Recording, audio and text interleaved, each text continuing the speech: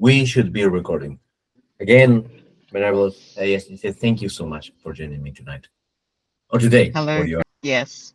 excellent. So, as we discussed before, this is going to be a recorded interview that we're going to publish. We publish within our Sonam journal of Tibetan Studies, and as also we discussed, it has to be with the challenges, right? That Buddhistification, especially this movement from Tibet and from Himalayan traditions, is facing now that it's moving west. So the first question I would like to ask you is to tell me a little bit more about yourself, about your origins, how you started in Dharma, because that can perhaps frame a little bit the conversation later.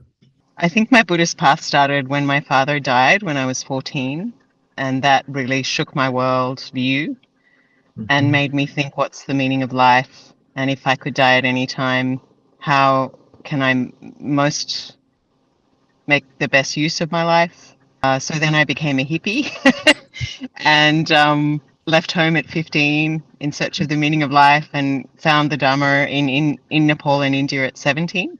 I guess I fell in love with the Dharma and wanted to devote my life to it. I originally met Tibetan Buddhism, and then I came back to Australia after a year of practice in India, got a job to pay the bills, which I didn't particularly find meaningful. But I also volunteered with a call center in a kind of social work center in the Mhm. middle of the red light district of Sydney, which I found very meaningful. Um, and I helped a Tibetan Lama run his center in inner Sydney for 5 years, which was a Sakya lineage. Mhm. And we were quite close. And then I ordained at 23. But then I found, though my teacher was a wonderful man, there was no financial support.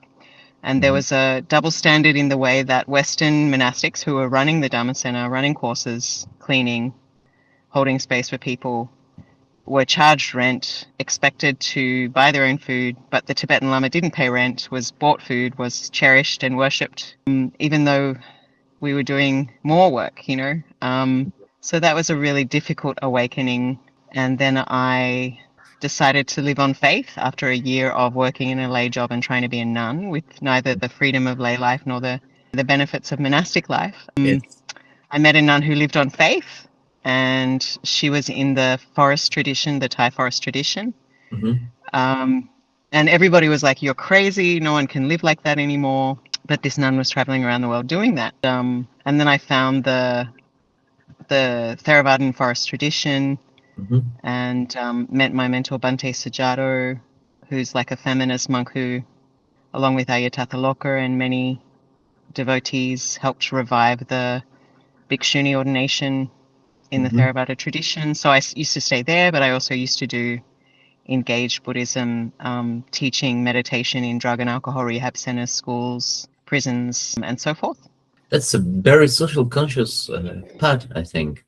Always, I met another bhikkhuni of Titaloga, bhikkhuni Ayya I did an interview with her a couple of months back, and in all of this, there is this, I would say, this kind of thread that runs through it, right? That has to do with you trying to live your life as an unseen these challenges that I think happens to everyone who is a Western Western man, or in my case from the global South, that deals with Buddhism, right?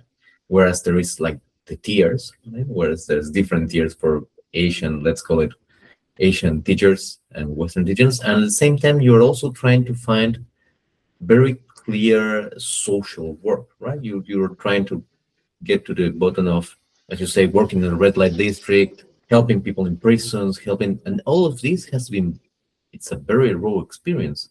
So can I ask, how did your teacher support you in this? Mm, My Tibetan teachers didn't support Mm-hmm. me, Oh. except by giving me teachings, which is a gift. But when you have a teacher who is the head of a lineage like Sakya Treason, or Mm-hmm. a man like my original teacher who grew up from the age of 8 in a monastery, Mm-hmm. they're I don't think they really understand the life of Western women, and they don't have the time, certainly if they're the head of a lineage, to mentor. And I mean, it's not that I looked for social work, but I had been a street kid Um, I was sexually exploited as a street kid. So I just understood the life of a underdog. So I wanted to be engaged. And because the Buddhist community didn't support me, I sought meaning outside the Buddhist community with the dispossessed, because I guess I felt dispossessed. I just understood. I understood what it was to not be part of the mainstream. So sorry, what was the other part of your question? I mean, this is one part, right? Bimalakirti, Mm. being working with the merchants and the prostitutes. And the second Yeah, part was essentially that way, how did someone support you? But I guess the answer is mostly. they didn't. No. No, there's an 85% disrobing rate amongst Western Tibetan monastics. Mhm. And they're set up to fail from the very beginning. And then it's such a bad situation because they're even blamed, like, oh, you didn't have the karma to be ordained. But it's like kicking someone and then saying, why are you rubbing your foot? You know, like, why? It's spiritual abuse to ordain someone and then abandon them, which is not the Buddhist tradition at all. Oh, There is yeah. no lineage in 2,600 years of Buddhism that has charged monks and nuns to stay in a monastery or ordain them and then given them no training, no place to stay, no robes, no shelter. The Buddha said there's 5 things that monks and nuns need: robes, food, shelter, medicine. Sorry, four supports for monastic life. And of course, spiritual teachings and training. And without those things, monastic life isn't possible. And I really feel very sad that so many monastics have ordained with faith and have been abandoned in this way. And can you tell me a little bit what they're, because this, what you're describing is a systematic disparities, right? Between, let's say, I'm guessing that you're talking about Lama Choedak, right? From Sakya? Oh, No, no, no. no, I'm talking about Khenpo Noang Damcho. Ah, And I don't, I have the greatest esteem for him. This is not a personal issue. This is a systemic issue. right. So it's not just one Dharma center, it's every Dharma center. Right. So it's also because the Tibetans are refugees, because they view Westerners as having an infinite source of wealth, and therefore why should we share resources with these people who in their eyes are rich? But it's just a gross misunderstanding that we don't have money trees in our backyard, and if we don't work, we don't have money. Right. And also it's patriarchal and it's ethnocentric. So it's all of those issues combined. And then Westerners, like Lamas will always say, well, it's not in Western culture to support monks and nuns. That's nonsense. Europe is full of monasteries. The Catholic Church's greatest Western monk, well, he was a friar, St. Francis, used to go on alms round all the time, and we've had anchorites since medieval times. And you can see in the many Theravadan centers and monasteries flourishing in America and Canada and Europe that people, if they do understand the value and if they understand what is taking place and what the Buddhist tradition of supporting monastics is and why we do it, that it's meritorious and that it helps us gain realized teachers, it's an investment in the legacy of the Dharma, people will support them. But it's just about teaching them and showing them the value of that. Yes, and this is something that always has struck me as strange, right? That, but of course, until I started to think about it in terms of means of producing, let's say the means of production of spiritual legitimacy, in which for a long time when I was doing research for a lot of groups, very few groups have a clear path on how to produce more lamas or more monks or more teachers, depending whichever way you want to call them. And especially groups that tend to be like Tibetan or Vietnamese or Chinese here in Argentina, right? There is a lot of Chinese groups. There is no clear map if you are an Argentinian woman, for example, for you to go there and learn. And the point, I think, it's highly discouraged because my understanding from what I have interviewed teachers there is that because they feel that there is a limited amount of support, they want to make sure that a particular group of people had the support, and basically they think that they're diluting the support instead of thinking like, okay, we'll grow, right? We'll have a growth strategy in terms of, in very capitalistic terms. I'm going to have more associates and I'm going to grow. they're thinking kind of the opposite. This is going to kind of be diluted, and we're not going to have enough for live. So, do you think that this is a part, this kind of market economy is part of the reasons why they are not trying to grow their support through Western dance, especially? It's a difficult question you're asking. To be honest, I don't think they think Westerners are serious practitioners. I think and they want obedient, it comes from a feudalistic mindset. They want obedient people that they can train from a young age. They don't want fully grown women with their own opinions, with a PhD, who will ask them questions. And, I guess from their point of view, they view Westerners as like, well, they come for a while and then they go, they're not stable. And, it's like a cross-cultural misunderstanding. Tibetans want to preserve their lineage. They don't want anything to change. So they're not prepared to accommodate the totally different outlook of Westerners. There's a mismatch in needs. And yes, I guess they don't want anyone coming in and taking resources that would be sent to India, where they view the real practitioners. I'll give you an example of this mindset. I went to Kopan Monastery, which does great work. And this was a center bought and paid for and bankrolled by Western nuns, right? Mm-hmm. And I said to the office administrator, the monk, so why do you, this place was paid for by Western nuns. It was bought and provided by Western nuns for you, Himalayan monks. Why do you charge us to study and to do retreat? Like, I did a retreat in Kopan and I had to pay for a room. Mm-hmm. And he said, why should we support you? You're just a tourist. So that's Wonderful. the mindset, Just a tourist. Yes. Just a tourist. Okay, sure. So, yeah, I'm afraid this is how it is. There are centers, there are a few centers that don't charge monastics, like Shravasti Abbey, which is a really positive movement. And I believe there is a center in Woodstock, a Kagyu center. And I've heard that there's also a center somewhere in California. But a few of these centers have lamas accused of rape. So, there's lots of problems that they're facing. But they just don't want to change. They don't want to change. And I don't know. I think for a lama, having monks, it's like equivalent to power. Look at all my disciples. We have a big monastery.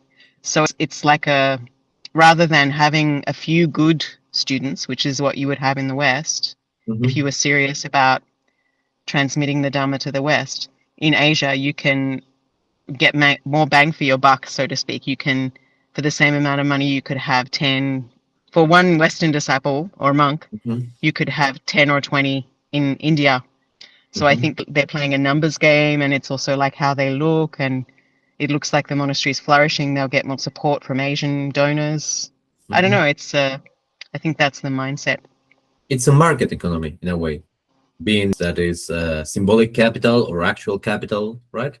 But it's not just a capital. It's a feudal mindset. Look at my army, But it's not just. I don't think they have. It's not just malicious or greedy. I do think it's also in their mind the Dhamma is a good thing, and having more people studying the Dhamma is a good thing. So we want to preserve our lineage.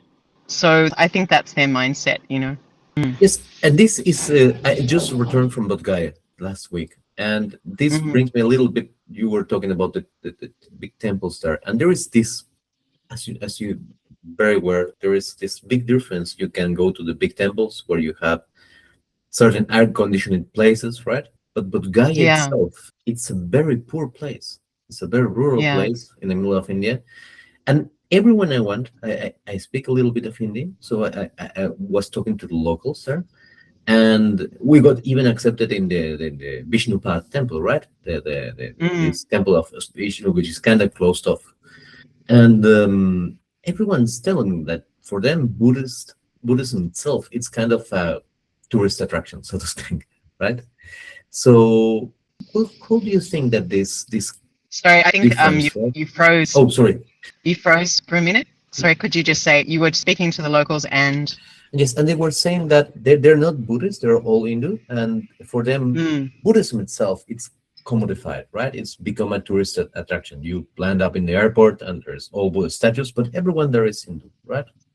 Mm-mm. So this is something that I think I have seen in your writing, this idea that sometimes this commodification detaches the Dharma from the local struggles. And it's a little bit what you were telling before, right? Like the Tibetan teachers who their way of helping is through doing teachings, but there is Mm.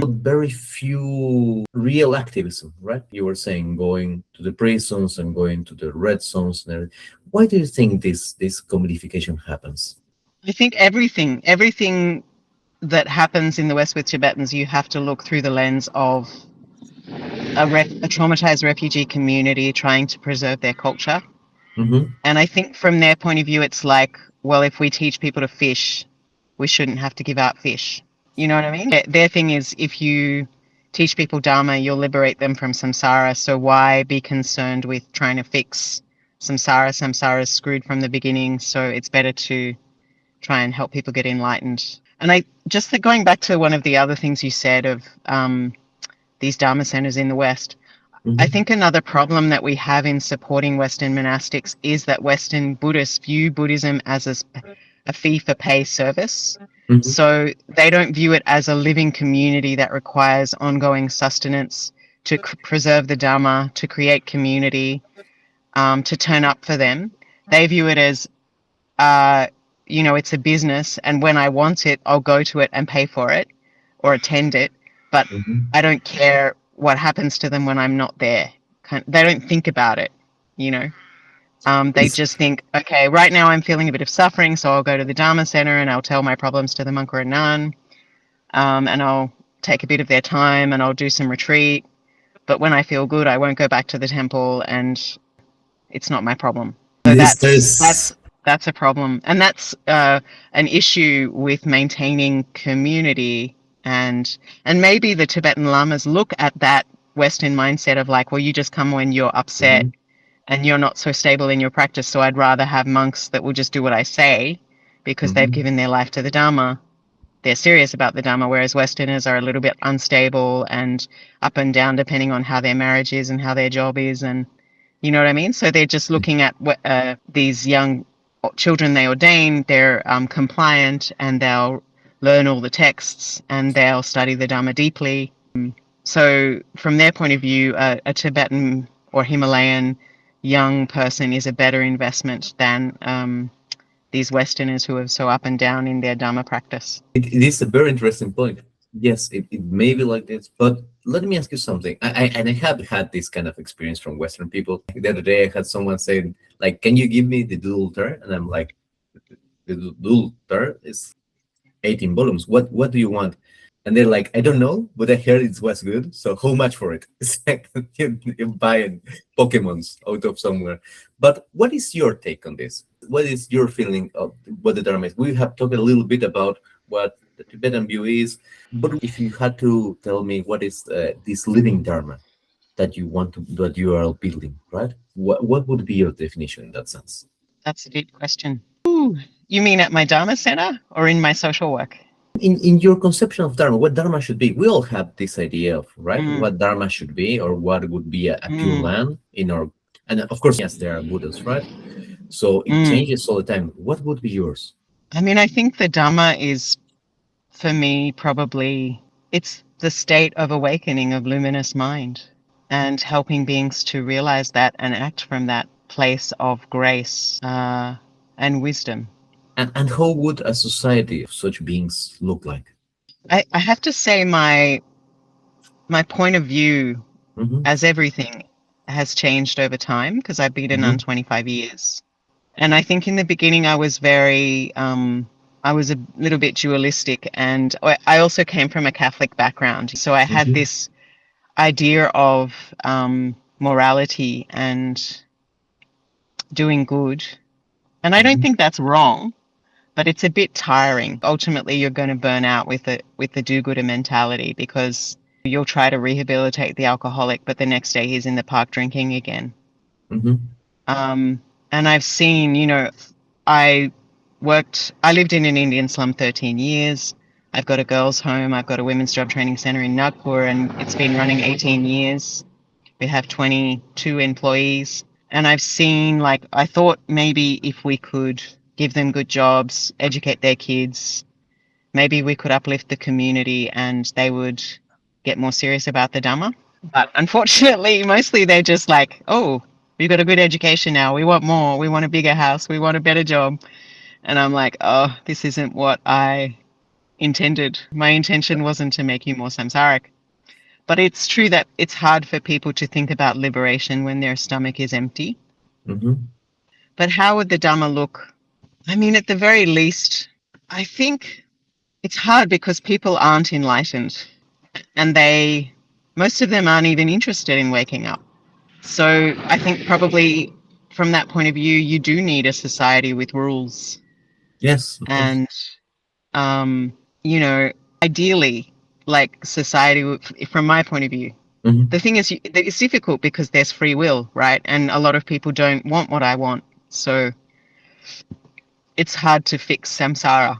But good living situations that I've seen are like eco villages, where people grow their own food and people inhabit small, sustainable houses like cob or mud brick that Hmm. are that don't need, they're carbon neutral because they don't need to be heated, and they're beautiful and they're handmade, and people help each other, and people maybe only work 5 hours a day in a really laid back, enjoyable way in their garden, or maybe they're a blacksmith. For me, maybe that's my hippie thing of a simpler and more sane life with less, with more horizontal social organization rather than top to bottom hierarchy.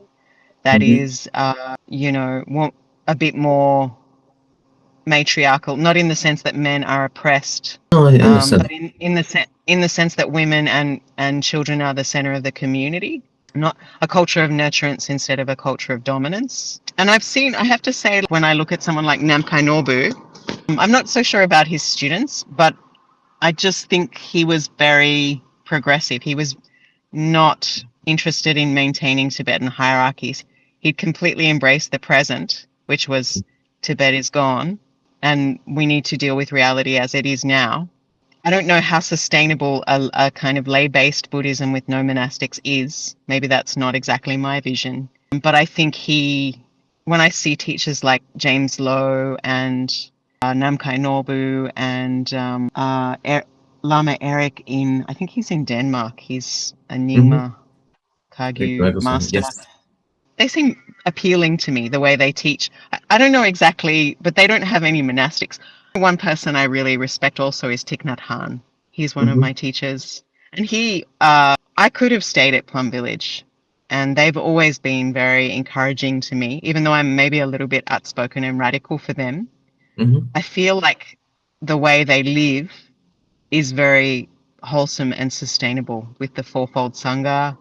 And I see a lot of the young people coming to them are very idealistic, and the people in the lay order of interbeing that they have are very ethical. So I think the way they're living, they're starting to have gardens, they're starting some lay eco villages. They seem to have a good vision for life. Yeah. And this is interesting because essentially, we discussed this before, and I'm a Marxist, right? Besides being a Buddhist, and so for Mm-hmm. us, caste and gender, these are social constructs that has to do with an infrastructure itself. So in order to reach what I'm hearing is like, let's call it like nirvana or the Buddha lands as a kind of global village, right?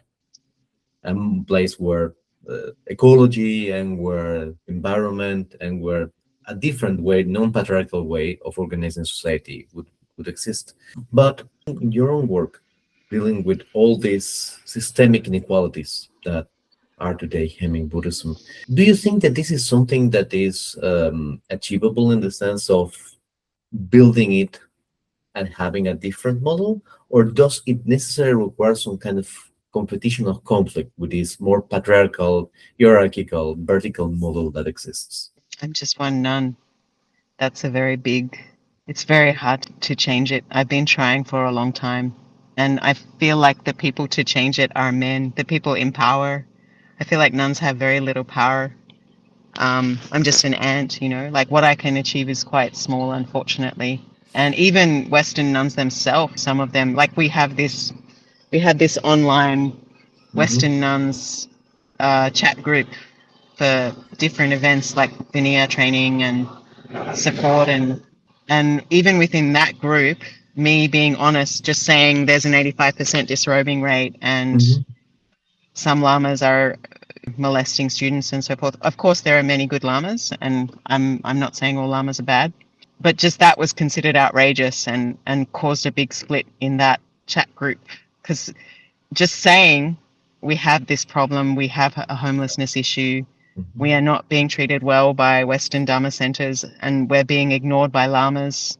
Just saying that was considered outrageous and led to a lot of controversy and debate and pain, I guess. Because a lot of, I think maybe to stay ordained and stay and maintain faith in your lama, you probably have to bypass that because to realize you're part of a system that doesn't care about you is pretty heartbreaking, Mm-hmm. which is one of the reasons why I started the Mahayana forest tradition and why I live outside that system, because you're just regarded as a servant. You know, even the term Anila is so descriptive of what Western nuns are, how they're Mm-hmm. regarded as, like in The Handmaid's Tale, you know, there's the Jezebel, there's the Martha, there's a handmaid. So we're Marthas. Yes. We're always helpful, smiling. I baked a cake for you, Auntie. I cleaned the Dharma temple. Now, please, now, Guruji, please sit on the throne. And teach us. Yes. So, sorry, I think I've gone off on the track again. What were No, we no, talking no. about? But it's still a track. I think that's kind of the challenge. For example, you and I saw these controversies online. This is why we start talking, and it is Mm, terrible. We have also had a lot of people trying to build casting courses as us, at us because we said, for example, which is true, there is a systemic abuse of people in within certain institutions, and it goes against the Buddha's teachings, right? of At least women. you know, Let's be honest, it's mostly women being it's mostly abused. women. But yes, but some men too, some young boys as well. Yes, Yeah. but the systemic is in everything. It's Mm, not equal, because at least in that sense, it would be something equal, but it is not. Like you have noted that most of the work is in the world is done by women, and yet a very small percentage of them actually own land or own the means of production. Most 10%, right? And if you look at any Fortune 500 directory, it's mostly white older men, right? So I think that there is value in doing things, as you say, as Mahayana forest tradition, as having hubs of a different kind of approach, right? Because mm, one of the major issues that we have found is that there is not an alternative. As you said, you're someone who takes refuge in a lama and who depends on that lama for donation. If there is no alternative, there's a lot of people who are going to accept this as a price. It's a horrible thing to say, but as a price to remain there. Therefore, mm. isn't there value in construing? You're saying that you're just one nun, but there is a lot of value in construing different alternatives, right? Different modes of being Buddhist that do not require this kind of sacrifices. Yeah, I mean, it would be good if you didn't have like to accept having to be dehumanized on a regular basis to in order to receive teachings and ordination. Yes, it would be very good. And I have to say, I actually have a lama in the last few years. He's a hermit and he doesn't want a public profile, but he's a Western lama who is very lovely and has been very supportive of me. So I feel Mhm. like I've been incredibly lucky to find him and study some authentic texts with him. This is wonderful. Yeah. This is Mm, great rejoicing for this. yeah. And tell me something. You're also a big proponent of education. I have seen posts of you talking about education and how it sometimes helps women to have a different view, especially in domestic abuse, right? Yeah. Or so, what do you think the role of education should be within a Buddhist context? I think there's a lot of nuns who really want education. And I think Mm-hmm. it's great that there is now Geshe training. But I Mm-hmm. feel like if we're going to teach Buddhism in the West, it has to be in a slightly different. I don't feel like Westerners find the whole debate and memorizing things super, and is the color white a color. And I feel like the way we study Dharma in the West maybe should be a little bit more like a university type course, you know? But yeah, it's really important. And many Buddhist women in developing countries do not have good education. And education is like every year a girl spends in high school will potentially increase her wage by 20%. But there, I mean, look at Thailand. Poor Mm-hmm. boys go to the monastery, poor girls become sex workers. So it Mm. says a lot about how gender affects a poor child's future. Whereas if though in those countries nuns had dignity, nunneries could be a good refuge for poor girls seeking education or women that didn't want to get married. Mm. And also, Education is very important. Mm. it's terrible that in Thailand the wealth is very distributed very unequally, and there's almost no social mobility. When I was there last time, they were telling me like the only way you have to basically move in the world if you're a woman is either you marry up in another social class or Mm. through sex work, right? And Mm. to have those be the alternatives is heartbreaking, even though their education system is not necessarily that bad, but certainly the opportunities for women to do something with it, it's terrible lacking. It's much worse in Bodh Gaya. Oh yes. I mean, it's shocking in Bodh Gaya. It's shocking that, and there's a lot of fake charities in Bodh Gaya too, which is really sad. There's some genuine ones, Mm-hmm. like that Jean Amitabh school is quite good, and I believe the FPMT school had a school for a while, or a school affiliated with them. There's some good charities there too, but the poverty is really devastating in Bihar. But unfortunately, it's also a mindset because children will take admission into a school just to get a uniform and then Mm-hmm. be back out on the street begging the next day and not want to go to school because their parents are only having a short term mindset of like, I want, like a almost an entrepreneurial mindset of like, what am I going to get by or engaging in education? And unfortunately, it's systemic as well. There's no factories like there is in Maharashtra. Maharashtra Right. has a better infrastructure. So, like, they literally, in the tourist season, they make more money begging than they do working in a brick factory and girls are married, sometimes. And I've even heard of like Tibetans or other people not I'm not saying all Tibetans do this, but now and then a business will buy a girl for 100,000 rupees, or a girl will be bought for a more nefarious purpose, not by a Tibetan necessarily, but so there's just so many dark things going on under the surface in Bodh Gaya that it's not just Buddhism, it's Brahmanism. It's the mindset of like telling someone for 5,000 years, you are nothing, you come out of the feet of God, so just accept your fate as a slave and shut up. So if you've been told you're worth nothing, you're not going to feel inspired to reach for something high, are you? When Right. everything is against you, you're just going to develop a mindset of quite a depressed mindset, like what can I get today and who can I exploit? And the best thing to do is basically just die to see if you can at least go to another incarnation, right? It's horrible. It's It's very absolutely sad. horrible. And It's this very sad. is something I wanted to ask you because, for example, when I was in Bulgaria, one of the funniest things is that the market is called the Bedkar market, right?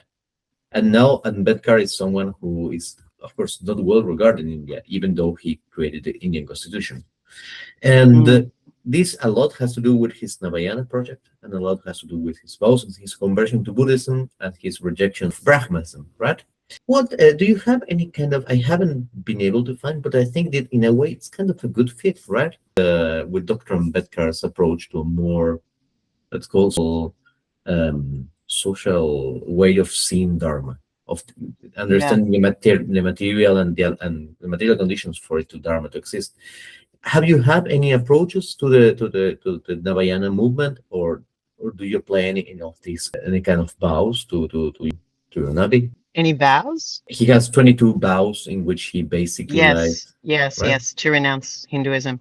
I mean, Nagpur, where we have our charity, is like the Dalit heartland. It's Yes. where Dr. Ambedkar, just for social context for those who don't know, is like the Martin Luther King Jr. of the Indian continent. He's Hmm. well regarded by Ambedkarites and by many scheduled caste and tribal people. Who he is not well regarded by is upper caste people with privilege, because he directly threatened to destabilize their hegemony, their birth privilege, and their cherished religious beliefs that have disenfranchised Dalits for thousands of years.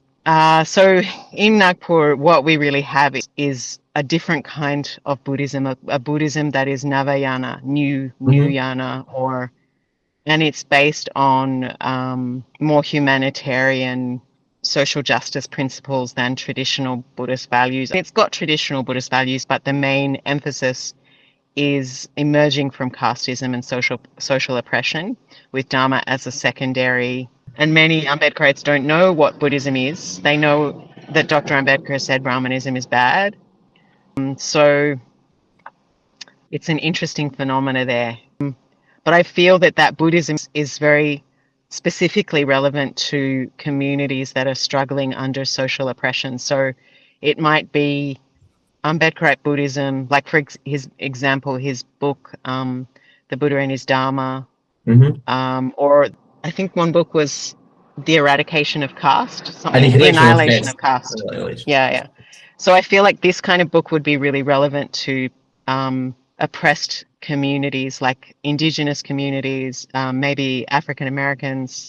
It may not be so relevant to a privileged white person on the Upper East Side. But yeah, I mean, the beautiful thing about Dr. Ambedkar is that the Ambedkarite community believes in educating girls. Yes, And very much. although women are still not that well treated necessarily, it's interesting to see these men who believe that they deserve equality and they want to overcome their social oppression, but they don't necessarily want to give that to their wives. Like, I spoke to a guy once and he was like, yes, we fully support education for women and we want equality for all human beings. And I said, so you would send, if your wife decided she wanted to do a PhD in another city, you would fully support her because she's an equal human being. And he was like, but who would make dinner? Good. Yes. If the slave lives, it's very difficult. It's something of an also phenomenon here where there is in Argentina, or there was a lot of feminist movement. That some people, especially some men, were extremely supportive. They would say like, we had a president who said like, I'm the first feminist, and then he would hit his wife. He would have affairs. It was like the worst person ever. But there is Yeah. always kind of support of this kind of things, right? Which is interesting because, in a way, Dr. Ambedkar, what he did it when he talked about this nirvanic society, right? He wrote a lot about how it would look like society, and he did something that is very interesting. He said that it was basically emulating the French Revolution based on liberty, on equality, and especially fraternity, right, over the pursuit Mm. of gain or capital gain. But this is almost the opposite of what you have called, I think, Maraism, right? That essentially generates this kind of selfishness, this turn towards the individual and to social hierarchies, and I need to get mine, so to speak, as our American friends would put it. So, what do you think that are good practice to kind of overcome this? Because, right, this kind of selfish Mm. mindset, as you said, for example, in the case of the people in India that they were very entrepreneurial, and I'm going to take like school for the uniform. What do you think are good practices to kind of counteract this poison? And I think it really is location centric, because what Hmm. I see in the West is I see people are exhausted and overwhelmed by late stage capitalism, Hmm. and they're also really lonely and disconnected from community. And there's this overemphasis on the individual. And Buddhism, as I said, is treated as a pay for use product. So the antidote to that is investing in community, investing in the Dharma as a living tradition and not just a business model, and thinking about the long-term legacy of the younger, how we're going to pass it on to the younger generation, and meeting their needs. You know, you can't come to a Dharma center if you can't find a rental, Right. or if you're living in your car, or you can't afford the fee, and if you're in a state of flight or fight. But I actually think it's by design. It's by design that people are being cannibalized at the bottom, because a fearful population is a compliant population. Whereas I think the issue in India is kind of the superstition of, I don't know, entrenched, because what you've got in India is religiously sanctified discrimination, basically. It's not just class discrimination. It is people literally are told that in the eyes of God, they're unworthy. So they've, you know, yeah, that's pretty pernicious. So that's why I think Dr. Ambedkar was so anti-Hinduism, you know, break away from blind faith. And I think that's been a very good move for the Ambedkarites, you know, as compared to Dalits who are still Hindu. The Ambedkarites are very upwardly mobile, motivated to fight for their rights. They're a force to be reckoned with. Whereas if you have someone who believes they deserve their oppression, it's going to be you know, internalized. It's going to be terrible. yeah. So any movement that I think in the West moves towards community, moves towards solidarity, moves towards an understanding that happiness, we're all interconnected, and therefore happiness isn't just a personal matter, it's a communal matter. Whereas in India, and once again, I guess in a way that solidarity is also just realizing those people that we've outcast are human beings, and that we all feel, we all suffer. So I guess in a way that basic recovery of the human dignity and the human spirit is relevant to all people on the Buddhist path, to realize that we need basic justice, basic compassion to thrive and pursue the spiritual path. And even the Buddha said, you know, like you can't have without. The Buddha gave a lot of advice to rulers, and like what a good husband is, what a good ruler is, what a good civil society is in the Sigalovada Sutta, and a letter to a king. He gave a lot of teachings about ethics and basic morality and responsible human relationships. So I think without a decent economy and a sustainable economy and housing and infrastructure and good leaders, it's very hard for people to pursue the Dharma. Would it be easy in a war zone, or bombs are dropping on you, or while your children are dying, to pursue the Dharma? I don't think so. It's very difficult. Yes. Yes. And Yeah. that's why keeping the peace should be, I think, one of the things. And also, as you mentioned before, having more women lead Dharma, because in a way, what happens is a lot of, I think most lineages are led by men, right? So maybe questioning people's power as well. It's people don't have power unless we give them power. So actually questioning, are you a benevolent leader if you're excluding half the population? Do you deserve our allegiance and our donations? And, you know, maybe only supporting Dharma centers that have an equal amount of female leadership, and cultivating and investing in female teachers, and support the fourfold: monks, nuns, lay women, laymen, or non-binary people. If they're investing in women as well as men as practitioners, then they're worth your support, and otherwise maybe find somewhere else. Because it's those people sitting on thrones are there because we put them there. And that's something we need to remember. What am I condoning? What am I supporting? It's just really hard though in Tibetan Buddhism, because there's so much emphasis on lineage. And if you walk away, you're pretty much left with nothing, which is why so many people that I've seen disrobe, if they actually get to a point where their eyes are wide open, they give up their faith altogether, because they can't see how they could remain in the lineage with this rampant patriarchy and abuse. You either in it or you lose everything. And that's why people stay in cults as well, because their family, their belief system, it's really hard to reform the tradition, and that's why they kind of lose faith. It's very hard to change those things, and the loss is huge.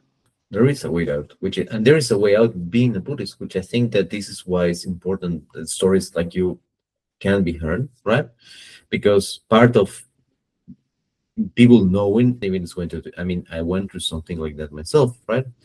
It is hard Mm, because you kind of think everything is going to be meaningless. No, but it's not. It's you just, I would say that it's a better way to kind of look at this.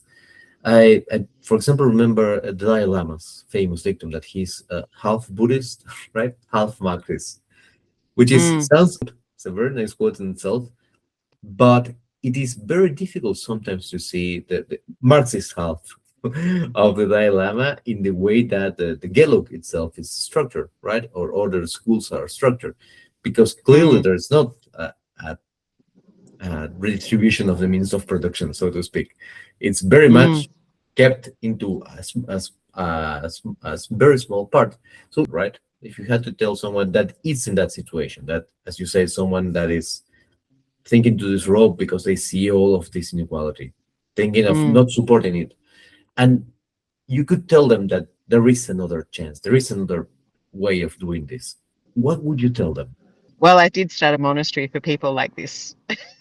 So, Bodhicitta, the Kini Buddhist monastery, I guess. I would say I've met a few people who are ordaining in the Theravada tradition who really want to Mhm. practice Tibetan Buddhism, but are ordaining in the Theravada tradition just because they have more dignity as monastics. Mhm.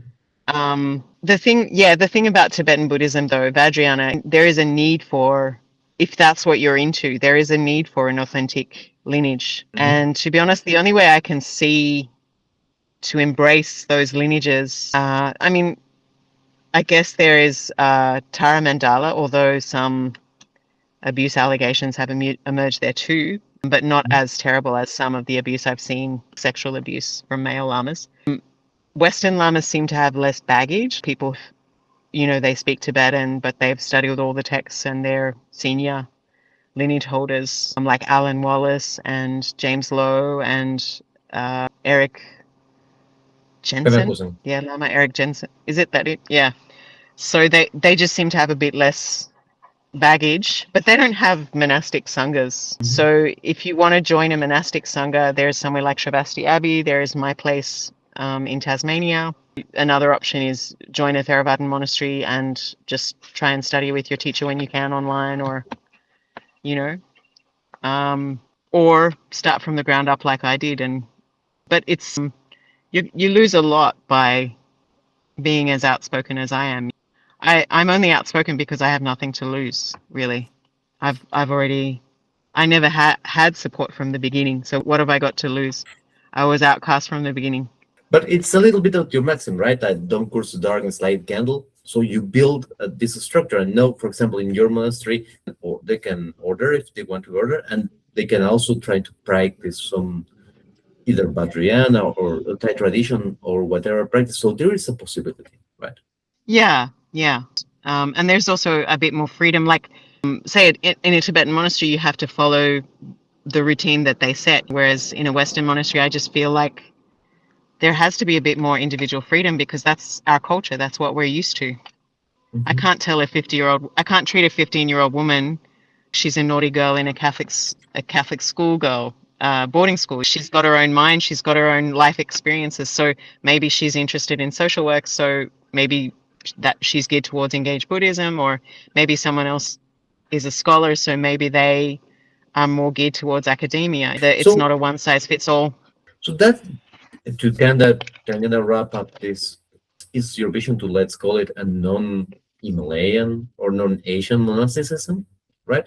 Somewhere where essentially everyone can be met at their needs and can be supported rather than in a set lineage, but according to their vows and aspirations. I mean, there is still some expectation of them contributing to the community and us practicing as a group. So, people being open to, sorry, my dog keeps trying to climb No, on my that's lap. wonderful. Um, there is some expectation that, we do certain practices together, and there's going to be a bit of Theravada and there's going to be a bit of Tibetan Buddhism. I guess the idea of beloved community is a nice framework of people who are working together for awakening, but also to benefit others. Yeah. Excellent. Well, Venerable, I basically ask the main questions that I want to ask, but I'm always asking, what is that I haven't asked that you think I should have asked? If there's something that I'm missing, what would be your main thing that you want to say? Who do you think your audience is? Mostly my audience is going to be people who are interested in this intersection between the social and the Buddhist world. Mm, And it's going to be probably people who are going to be, I would say, at least a degree of higher education, right? mm, Our group is basically a Vajrayana group that deals very clearly in this interaction. And my experience is that most of my students at least have an undergraduate degree, right? And mm, most of them have postgraduate degrees. So that probably is going to be the standard of the audience. Then after that, this is published. So this is mm. public. I don't know exactly where it goes, but I would say that the people I'm sure that are going to read this are tend to be this kind of profile. I would say to the people interested in studying nuns, Hmm. um, or, marginalized folks, please understand we're human beings. We don't just exist to be exotic for your PhD. We're human beings who are marginalized within a beautiful system that we uphold and would like to be more part of, because women are the biggest supporters of spirituality and religion around the world. And it's a shame to be part of something so beautiful that you're upholding, that you can't be an equal participant in. We have to question, like, if these beautiful teachings aren't accessible, how does that look to the world? So there is one nunnery to every 10 monasteries in India amongst the Himalayan diaspora. There is like only four or five monasteries for Western monastics, and two of them are headed by lamas accused of abuse, sexual abuse. So could we work together to uplift each other and acknowledge that when people are not empowered, especially women, it's a blight on the beauty of the Dharma. These are not just people to study, these are people who are suffering, real human beings who have every wish in their heart to gain enlightenment. And for various reasons, who ordain with so much faith and potential and end up being, overworked, burnt out, and then told it's their own karma, their own fault. So the way it is not the way it should be, and we can do better. That's what I would say. So please help us in this by insisting that Dharma centres empower and teach women, hold spaces for women, don't charge Western monastics, offer scholarships to women practicing, support monasteries, support women's voices, and empower the poorest among us. Thank you. I join your expression wholeheartedly, and I really I think you're doing this wonderful. Thank you so much. Take care.